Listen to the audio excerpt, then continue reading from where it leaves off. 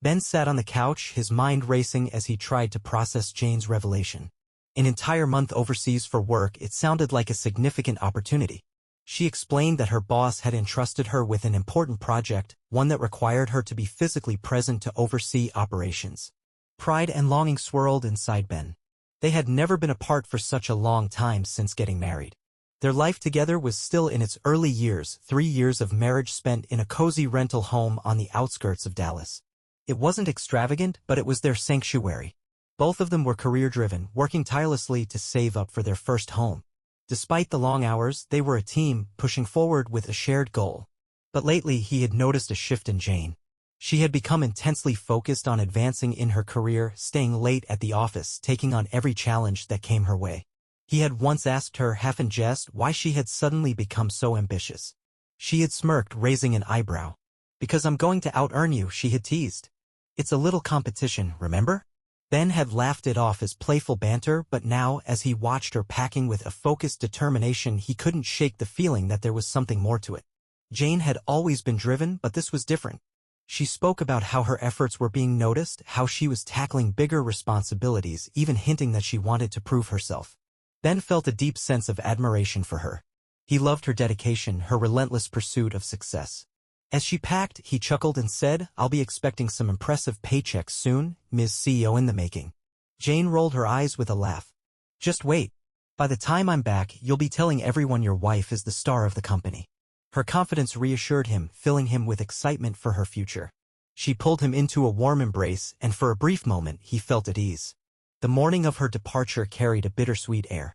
She meticulously checked every detail, her passport, travel documents, and essentials before finally zipping her suitcase shut. Spain. A month there sounded incredible. When she first told him, he felt a flicker of envy. Spain had always been a place he dreamed of visiting, but between their busy schedules and financial constraints, the opportunity had never come. "Well, Spain sounds amazing," he told her with a supportive smile. "I hope you get a chance to see a little of it while you're there." Jane grinned, brushing his hand before reaching for her bags. "I'll bring you back a souvenir, maybe something that captures the culture." At the doorway, they shared a lingering kiss. He squeezed her hand gently. "Good luck with everything." "Thanks, Ben." "Love you," she said, offering one last affectionate glance before turning and walking away. The first week without Jane settled into a quiet routine. They exchanged texts sporadically, brief updates from Jane about how busy things were. It was comforting to know everything was going smoothly, though he found himself missing her more than he had expected. By the weekend, he realized the house felt emptier than usual. Deciding to restock the fridge, he headed to a large supermarket across town for a big grocery run. As he moved through the aisles, checking off items from his list, he found his thoughts drifting back to Jane, to the silent house he had been returning to each night. He turned into the coffee aisle when a familiar voice called out, "Ben." "Hey there." He looked up, surprised to see Megan, an old friend from college. She was as lively as ever, her smile bright and full of energy. "Megan." "Wow, it's been a while," he said, returning her smile. "Have you been?" "Great. Just got back from Miami. Funny running into you." "Are you back already?" Ben blinked, caught off guard. "Back? From where?" Megan tilted her head, giving him a puzzled look. "Miami. You know, with Jane. I ran into her a few days ago. She was with some guy. She mentioned you were down there too, just unwinding with friends for the week." Ben's smile faltered for a brief second before he forced a chuckle, masking his confusion. "Oh, right? Yeah. Just been busy since we got back. Work's been hectic." Megan's expression softened. "Well, don't let it wear you down too much. It was nice running into her, and I'm glad you two got to relax. Anyway, take care, Ben." She gave him a small wave before strolling down the aisle. Ben stood frozen, his grip tightening around the shopping cart. He could barely recall how he finished gathering his groceries, his mind replaying Megan's words like a broken record on the drive home. Jane was supposed to be in Spain, but Megan had seen her in Miami with another man. The rest of the weekend passed in a daze. Every time he tried to rationalize what he had heard, doubt crept in. Maybe Megan had made a mistake. Maybe Jane's work had briefly sent her to Miami and it was all a misunderstanding. Or maybe Megan had simply seen someone who resembled her. Yet no matter how many times he tried to push the thought away, it lingered, heavy, unshakable, and impossible to ignore. By the time Monday morning arrived, Ben could no longer contain himself. The need to uncover the truth gnawed at him relentlessly. He decided to take action, not as a concerned husband but under a different pretense. His hands trembled as he picked up the phone and dialed Jane's office number. "Good morning, Comet Technologies. How may I direct your call?" A young, cheerful voice greeted him. Taking a steadying breath, Ben deepened his tone in an attempt to sound casual. "Hello, I'm an old client of Jane's. We lost touch and I'd like to reconnect with her. Could you transfer my call to her office?" A brief silence followed before the receptionist responded. "Oh, I'm sorry, sir, but Jane is currently on leave. She won't be back for about 3 weeks." Ben's breath caught in his throat. His heart pounded as he struggled to process her words. "Oh, I wasn't aware. Is everything all right?" "Yes," the receptionist replied brightly. "She mentioned that her husband injured his leg and she's taking some time off to care for him. Really thoughtful of her. Would you like to leave a message for when she returns?" Ben's grip on the phone tightened so much that his knuckles turned pale. He managed to choke out no message, thank you, before abruptly ending the call. He sank into his chair, his mind reeling. 3 weeks off. No Spain, no work commitments, no business trip. Jane had told her office that she was at home taking care of him, nursing an injury that didn't even exist. The lie was so meticulously crafted that it almost sounded reasonable. Yet here he was, perfectly healthy, completely unaware that his own wife had spun such an elaborate deception. A deep, burning anger surged within him. Everything was becoming disturbingly clear. Jane hadn't just lied, she had built an entire fiction to conceal her real whereabouts. Megan's remark about Miami, every detail pointed to one undeniable truth. She was off somewhere, enjoying herself with someone else while he sat at home like a fool, waiting. His hands balled into fists, a turbulent mix of rage and heartbreak swirling inside him. His first instinct was to call her immediately to demand answers, to lay bare his fury over the phone. But a voice of reason urged him to pause. Jane was clever, too clever. If he confronted her now, she would undoubtedly weave another story, another lie. Worse, an impulsive confrontation could push them straight into divorce proceedings, which meant their shared assets, especially the down payment savings, could be at risk. Taking a deep breath, he forced himself to think strategically. "Stay calm, Ben," he muttered under his breath. He couldn't afford to act recklessly. If Jane was going to face consequences for her betrayal, he needed to be careful. He needed proof. And more than anything, he needed to protect what was his. The weight of Jane's deception settled heavily on him, making it impossible to focus on work. Every minute that passed felt like an eternity. By midday, he had made his decision. He had to take action immediately. Telling his boss that he wasn't feeling well, he secured permission to leave early. Without wasting a moment, he pulled out his phone and searched for the best-rated divorce attorney. Within an hour, he was seated across from a man named Michael Grant. Michael, a composed and calculating professional in his 40s, observed Ben with an air of experience. His sharp eyes reflected the wisdom of someone who had seen plenty of cases just like this. As Ben relayed everything, Jane's supposed trip to Spain, Megan's comment about Miami, the web of lies she had spun at work, Michael listened attentively, occasionally taking notes. Once Ben finished, the lawyer leaned back in his chair, considering his words carefully. "You have 2 options, Ben," he stated evenly. "The first is to wait and collect solid evidence. If you can catch her in the act, it strengthens your case. This could allow us to argue in favor of preserving your assets and possibly even seek damages for infidelity." Ben clenched his fists at the thought of waiting. "And the second option?" he asked, his voice tight with restrained anger. Michael gave a measured nod. "You act now and safeguard what's most important to you. Since your priority is the down payment savings, we can take steps to ensure those funds are secured before Jane suspects anything. Once the money is protected, we file for divorce. By the time she returns, her choices will already be limited." A wave of determination washed over Ben. The savings, that was all that mattered. He had worked too hard to let Jane take even a fraction of it. "That's the plan I want," he said firmly. "It's my money too, and I won't let her walk away with any of it." A flicker of understanding crossed Michael's face.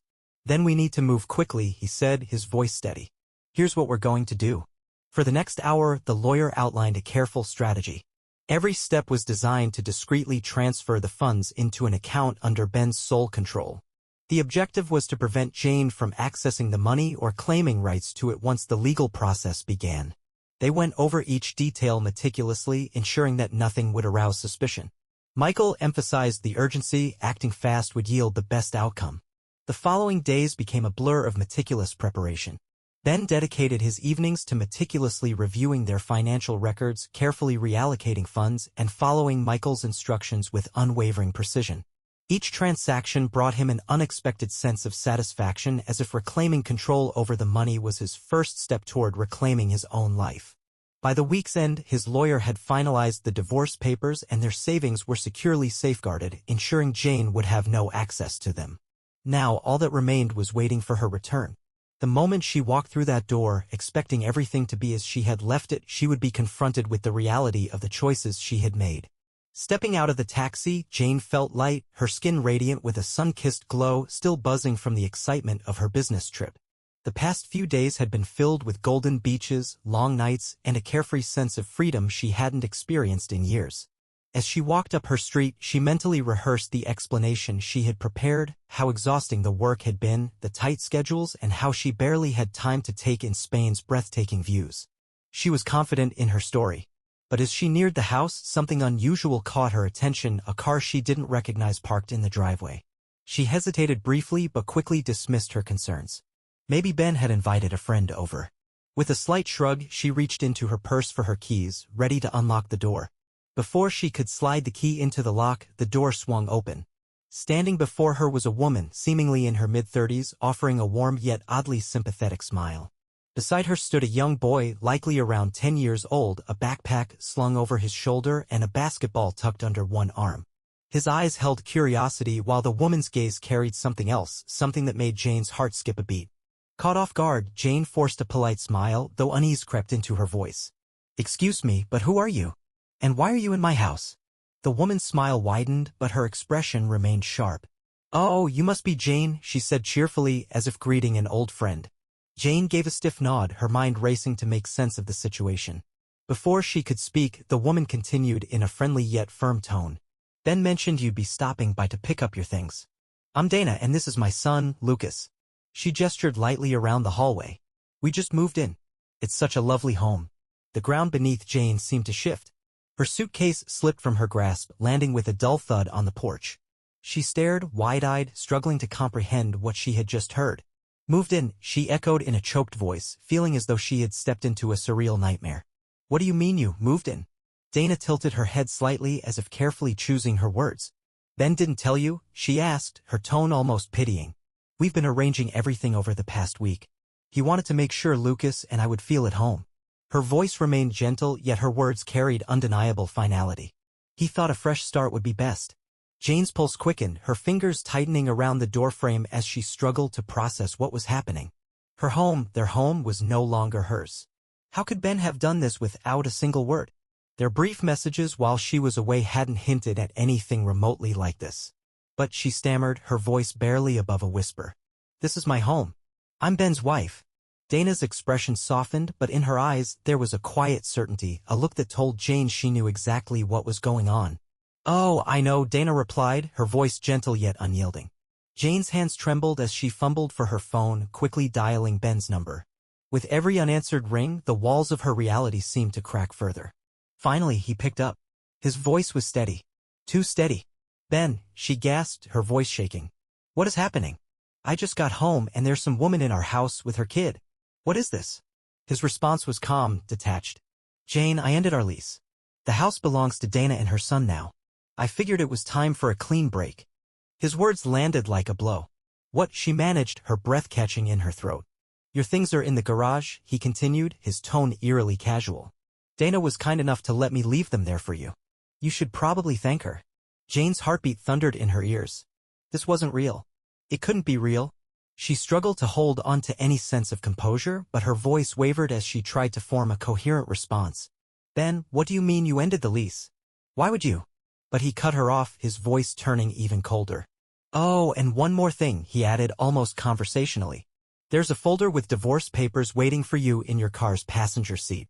Sign them whenever you're ready, honey. I'll see you in court." The line clicked. Jane stared at her phone in disbelief, her mind reeling. She tried calling back, but the calls wouldn't go through. He had blocked her. As she looked down at the screen, the weight of the situation finally crashed over her, and the reality she had so confidently believed in shattered.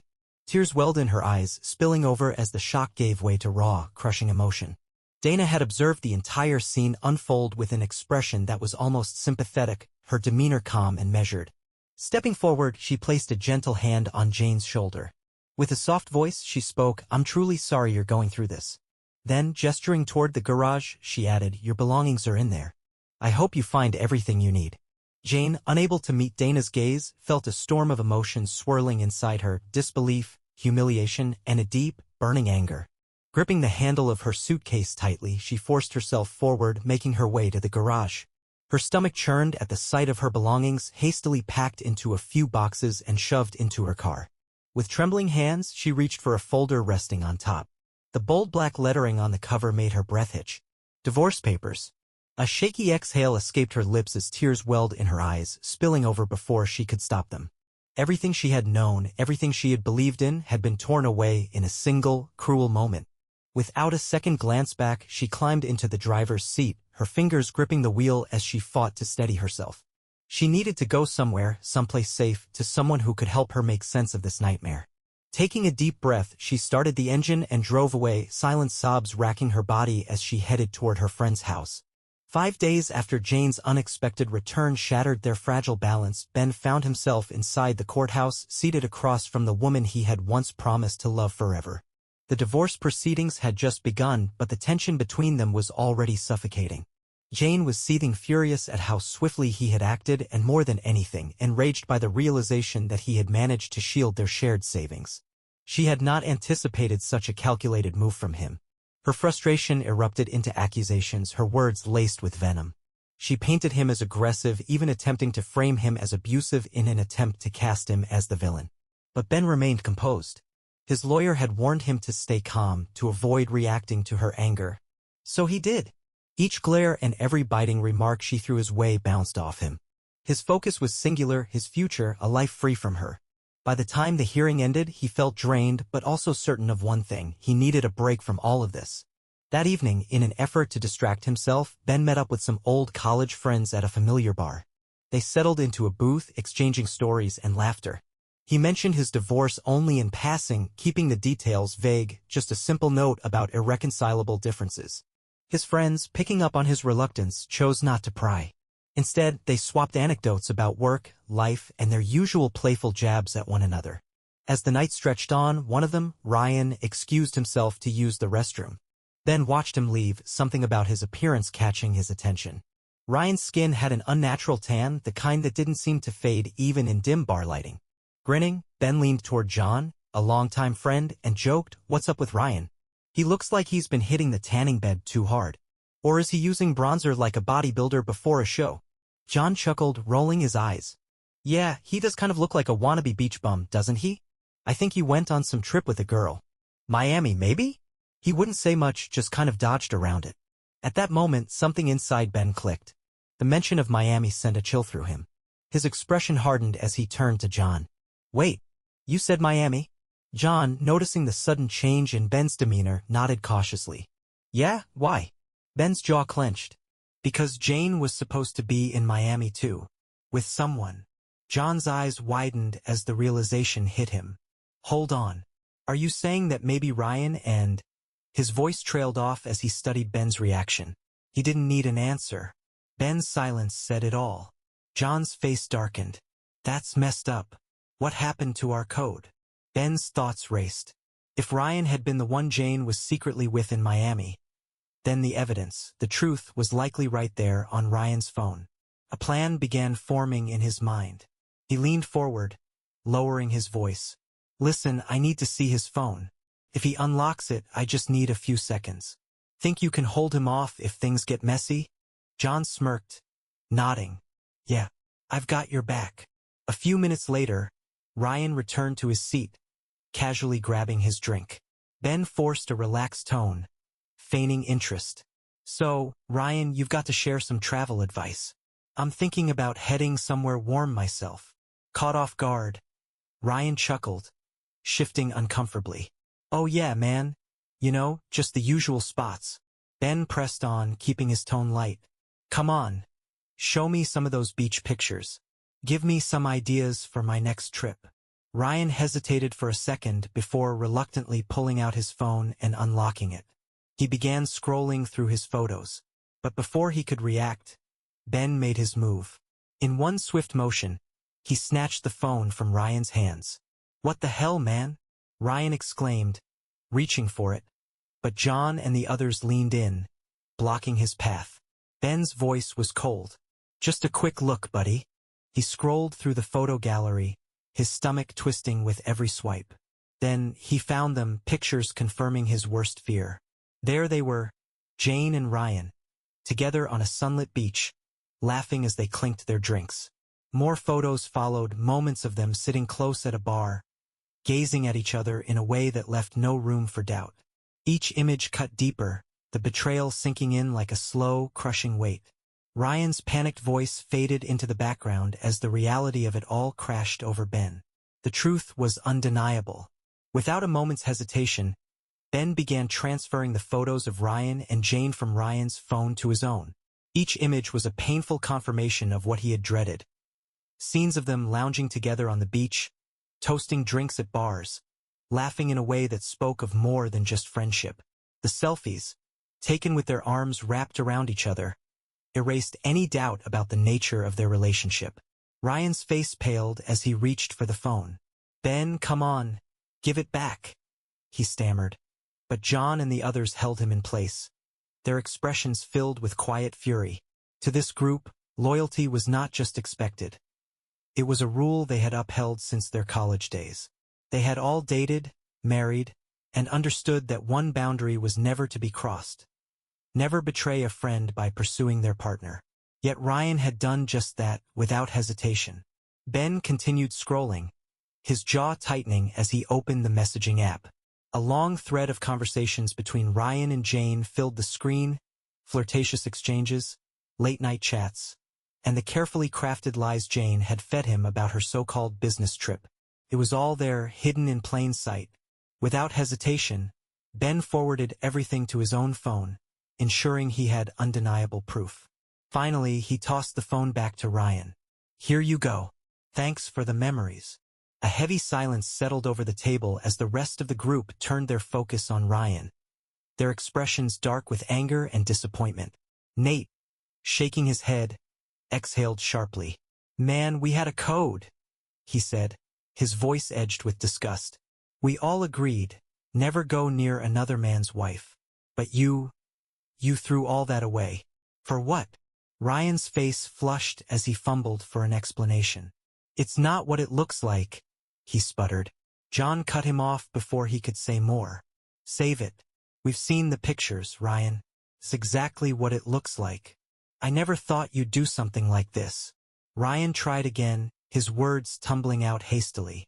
It wasn't serious. I didn't think. Ben's voice was like steel as he interrupted. Didn't think. His gaze locked onto Ryan's, his expression unreadable except for the cold certainty in his eyes. You didn't think about loyalty. You didn't think about friendship or honor. You only thought about yourself. The weight of betrayal hung heavy in the air. No one spoke. The silence between them was louder than any argument could have been.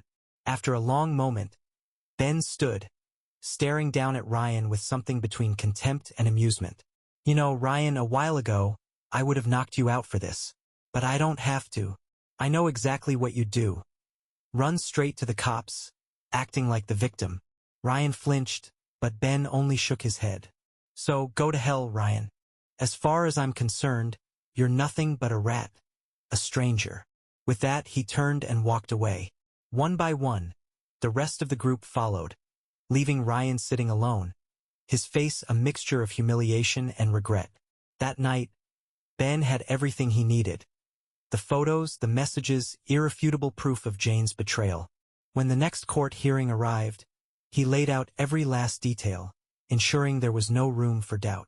The moment Jane saw the evidence, each damning image, every incriminating message, her expression shifted from shock to anger and then to something hollow, as if she already knew she had lost any defense she might have had. The divorce proceeded swiftly. Ben retained their savings, while Jane, with nothing left to bargain with, had no leverage to contest it. As for Jane and Ryan, they attempted to salvage whatever had drawn them together in the first place.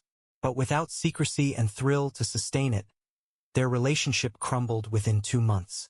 Whatever bond they had shared was shallow at best, and the weight of their actions, along with the damage to their reputations, left them isolated. Meanwhile, Ben moved forward, unburdened and free. Their mutual friends and acquaintances, having learned the full story, distanced themselves from Jane and Ryan. Some betrayals could not be overlooked, and in the eyes of those who once called them friends, they had crossed a line that could never be undone.